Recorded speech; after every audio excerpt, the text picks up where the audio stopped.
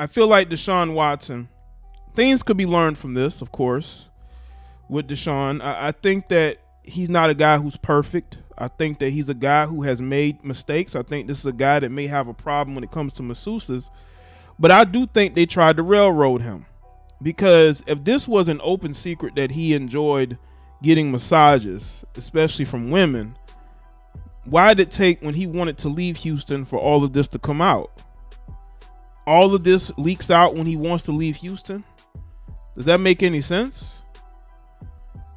You know, honestly, when it comes to, Deshaun Watson, I think this is a guy who definitely got a wake-up call. Hopefully he did, because it's clear that something went wrong in those interactions, but it didn't go to the point to where those women were trying to take it. I think those women saw an opportunity to try to cash in on what he was doing, or what they wanted people to believe he did to them, and it still hasn't worked out for them, all the way to it being a criminal case. Now, if this situation was as bad as Twitter is making it out to be, then he would have not basically had this whole case dismissed. It's because the jury, not the judge, the jury said, you know what, I'm not buying this. I'm just not. They're not buying it.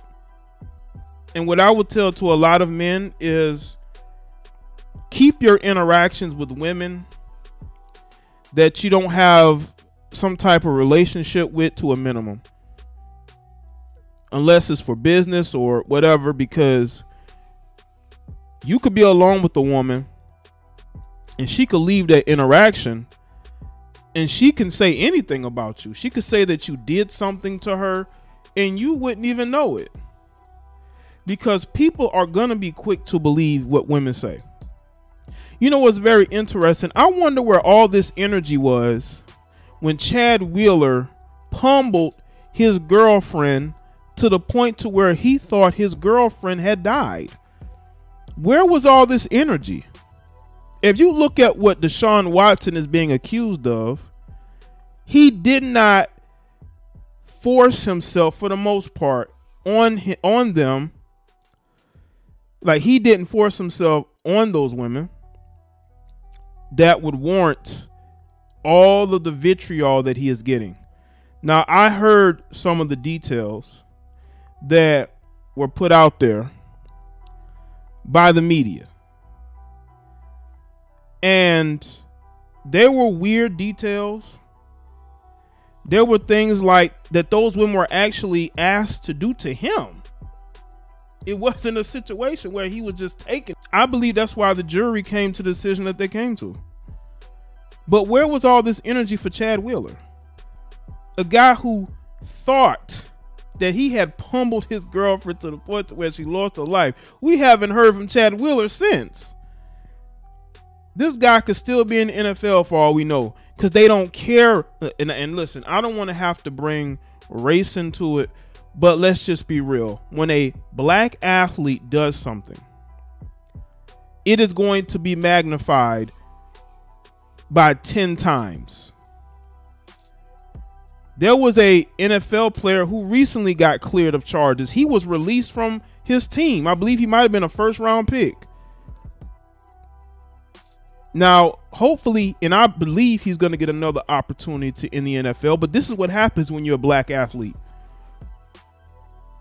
An accusation can cost you your job, can get you blackballed from the NFL. This vitriol that these people have for black athletes is crazy. Deshaun needs to stick with the Asian parlors if he wants to be about that life. They bout it shushing face. Yeah, allegedly. They are about it. Jamie, appreciate that, man. They are about it.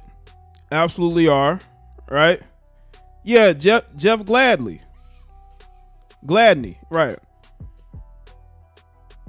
And you know what's crazy? I was gonna write an article on my blog about it, because I know I'm back to blogging. Shout out to everybody that went over to the website today, because I like to type out certain things. I used to do it back in the day, but I was going to really format in words so everybody can see it about how these people on social media, there were some people, there was some liberal Caucasian males that went on Twitter. This is how I know a lot of these people are hypocrites. And these dudes were listing off black athletes that were accused of domestic disputes. They were accused of assaults. I did not see Chad Wheeler's name.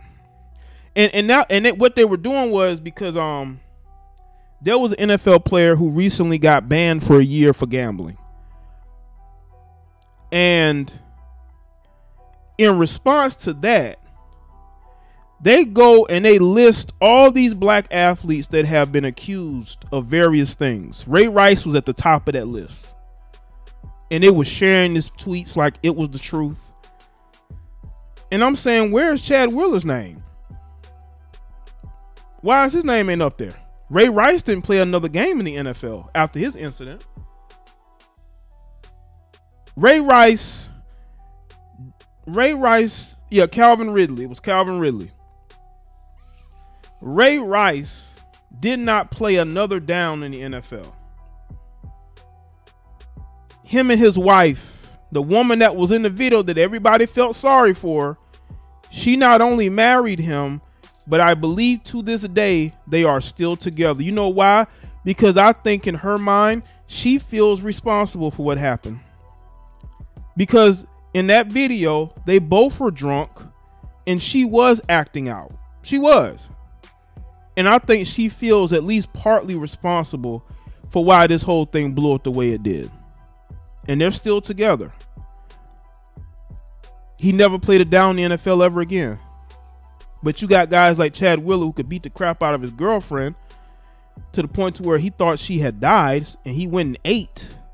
But you don't hear a peep about him ever. And you're starting to see guys who are accused of domestic violence, one by one, they end up being found to be innocent. It just reminds me of the Zeke Elliott situation. They were ready to cancel Zeke Elliott, even though, guess what? There was proof that she premeditated the whole thing and that she wanted to ruin that man's career. But nobody says anything. Like with Chris Brown. Chris Brown could have lost a lot due to a woman's false allegations. You see, us as black men, we get it worse in the media. They come after us worse in the media. You know why?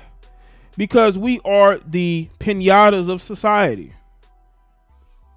That's why we do what we do. We live our life the way we want to live it. We date who we want to date. We go where we want to go because we already know people are against us. We already know that we're going to have to fight battles on multiple fronts.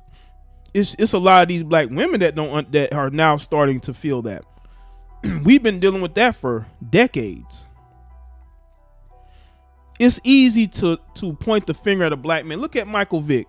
You still got a bunch of delusional, crazy, liberal women who still are attacking Michael Vick, even though he did time in prison. Right, Reuben Foster. It's another guy who got caught up in a woman's BS. You do have some men out here who commit horrible, unspeakable things to women, but you have even more that get falsely accused. Because when a woman knows that you have something to lose, she's gonna destroy you.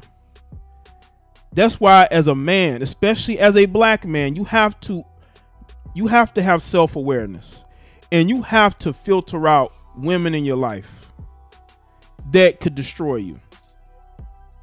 You have to do it, because if you don't, you're going to be destroyed.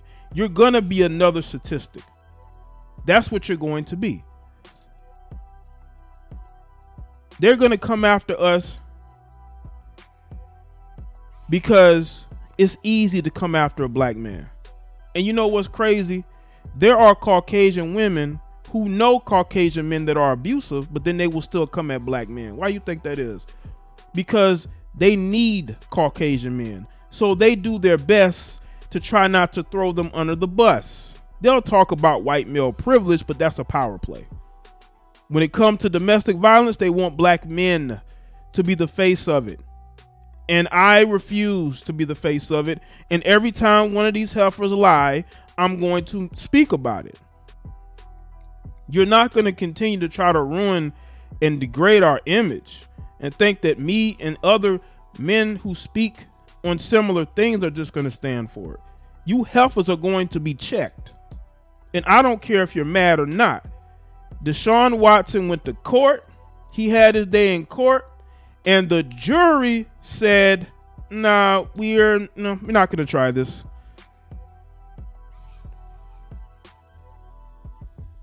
That's what's going on here. Shout out to everybody here, man.